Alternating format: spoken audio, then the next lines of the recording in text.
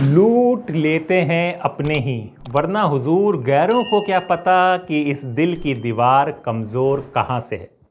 नमस्कार, मेरा नाम हैदर अब्बास नकवी है और आप लोग मुझको इस वक्त द स्वतंत्र पर देख रहे हैं। जी हां, आज बात करते हैं चुनाव के चलते भारत के मिडिल क्लास की बढ़ती दुर्दशा पर।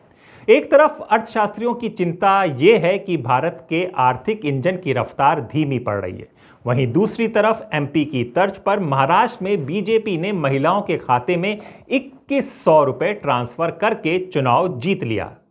अब दिल्ली चुनाव में बीजेपी इसी रेवड़ी परंपरा को बहुत आगे ले जाने वाली है।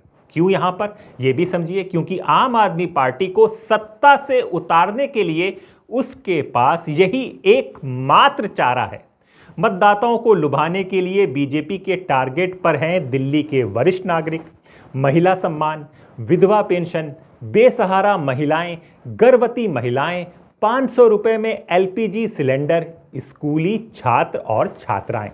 यानी मुफ्त की रेवड़ी वाली मालगाड़ी को डबल इंजन के बूते दिल्ली में भी दौड़ाने की तैयारी पूरी है। अब समझिए कि इसका सबसे बड़ा खमियाजा भुगतेगा देश का मिडिल क्लास, यानी कि मैं और आप। ये वो मिडिल क्लास है जिसे बीजेपी का सबसे बड़ा समर्थक माना जाता है। बीजेपी को यह लगता है कि जैसे कांग्रेस और तथाकथित सेकुलर पार्टियां जिस तरह से मुसलमान, यादव और दलित वोटों पर अपना दावा करती हैं, उसी तरह यह वर्ग भी बीजेपी के साथ खड़ा है। बीजेपी का कट्टर समर्थक ये मिडिल क्लास लाख शिकायत कर ले, लेकिन ये बीजेपी की वफादारी करना नहीं छोड़ेगा। और क्यों नहीं छोड़ेगा यह भी समझिए, क्योंकि इसे हिंदुत्व की घुट्टी जो पिलाई गई है। यह वर्ग तो अयोध्या, काशी और मथुरा के साथ साथ कुंभ में डुबकी लगाने को बेताब है, लेकिन इसे कानों कान खबर ही नहीं लग रही कि इसके पैसों से ही इसके सपनों की दुनिया कैसे उजड़ रही है। जी हां, भारत के सुस्त आर्थिक चाल का सबसे ज्यादा नुकसान इसी मिडिल क्लास को उठाना पड़ रहा है, यानी कि आपको और हमको। आरबीआई समेत दुनिया भर के संगठन भारत की आर्थिक वृद्धि में कमी का अंदाजा लगा रहे हैं। सरकार आंकड़ों के खेल से तीसरी सबसे बड़ी अर्थव्यवस्था का गुब्बारा उड़ा रही है, लेकिन अब इस गुब्बारे की भी हवा निकल रही है। बुलंद भारत का सपना फिलहाल दूर की कौड़ी मालूम पड़ रहा है। भाई, ये मिडिल क्लास ही है जिसके बूते देश के आर्थिक इंजन को ऊर्जा मिली है। यही वो वर्ग है जो सबसे बड़ा कंज्यूमर पॉपुलेशन क्रिएट करता है। ये वो आबादी है जो अपना पेट काट कर अपने बच्चों की पढ़ाई लिखाई, मकान, स्वास्थ्य, टूरिज्म और बाकी दूसरी चीज़ों पर खर्च करती है। लेकिन मौजूदा दौर में ये मिडिल क्लास सबसे ज़्यादा परेशान है ना परेशान? समझिए क्यों। और हाथ में हाथ धरकर बैठने को मजबूर है। क्यों? क्योंकि ये इतना अमीर नहीं है विदेश में जाकर बस सके, वो भी अपनी संपत्ति के साथ, जिस पर भारी टैक्स देना पड़ता है। मौजूदा शेयर बाजार को देख लीजिए। पिछले 1 साल में इसने जो भी निवेश किया था वो ये वर्ग गवा बैठा। यानी कि मिडिल क्लास ने पिछले 1 साल में जो भी शेयर बाजार में इन्वेस्ट किया था वो सब ज्यादातर गवा बैठा है। और उस पर इनमें से जो 2 करोड़ से ज्यादा कमा रहे हैं वो अपनी इनकम के हिसाब से तगड़ा टैक्स भर रहे हैं। ये लोग इतना टैक्स भरने को मजबूर हैं जितना कॉरपोरेट और अरबपति भी नहीं भर पाते। जी हां, आंकड़े बताते हैं कि income tax collection corporate tax के मुकाबले 2 गुना हो चुका है। अपनी मेहनत से भारत की कहानी लिखने वाले ये लोग सरकार की आर्थिक नाकामियां और मुफ्त रेवड़ी जैसी योजनाओं का सीधा खमियाजा भुगत रहे हैं। फ्यूल की कीमत चढ़ी हुई है, इनकम टैक्स कमर तोड़ रहा है। एक तरफ ये टैक्स पे टैक्स भर रहे हैं, लेकिन बेसिक सुविधाओं के लिए तरस रहे हैं। ये हकीकत है। म्यूचुअल फंड हो, इक्विटी हो, जायदाद पर कैपिटल गेन हो और बॉन्डों पर टैक्स से मिलने वाली छूट हवा हो चुकी है।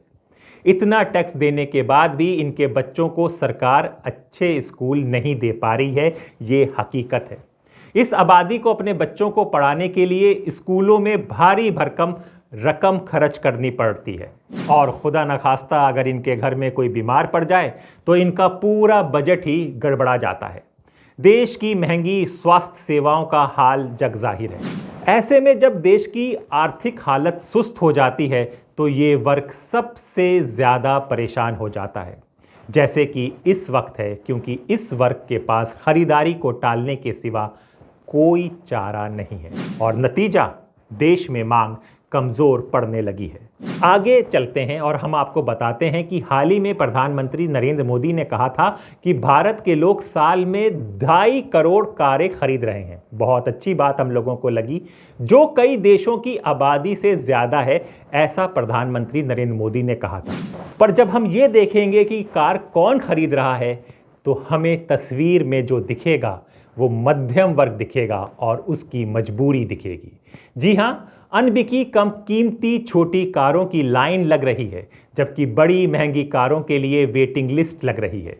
अपने इर्द गिर्द जिस तरह की नई सियासत चल रही है उससे मिडिल क्लास मायूस है।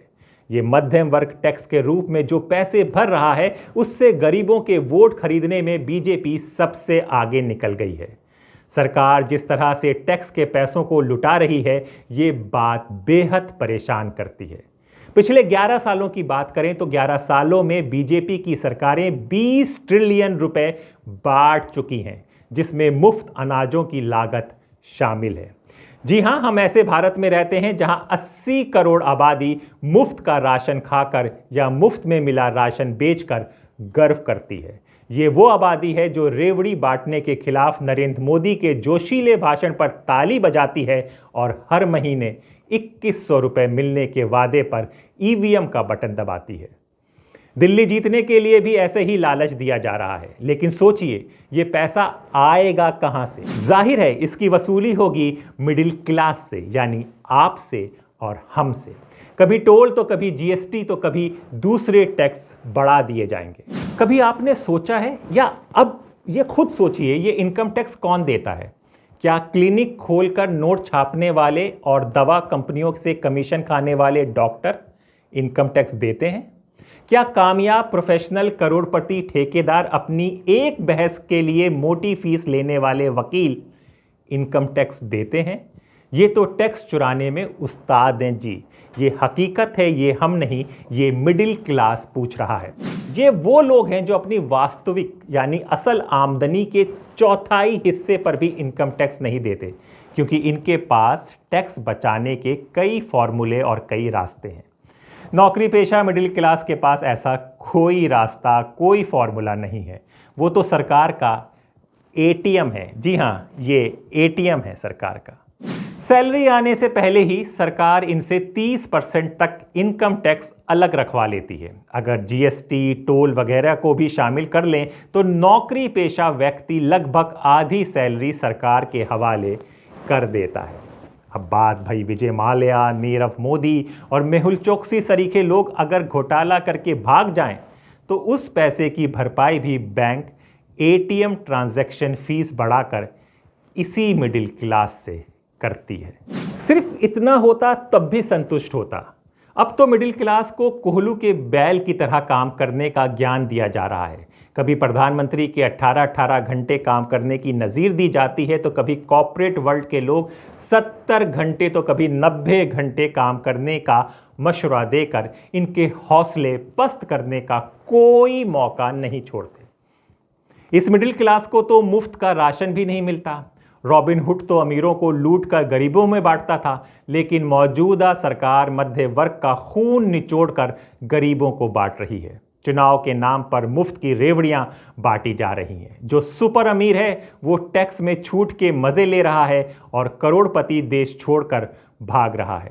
इसके बाद भी ये मिडिल क्लास ताली बजा रहा है और रैलियों में नारे लगा रहा है।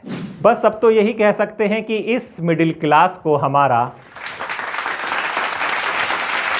फिर होगी मुलाकात एक नए विचार के साथ। तब तक अपने दोस्त हैदर अब्बास नकवी को इजाजत दीजिए।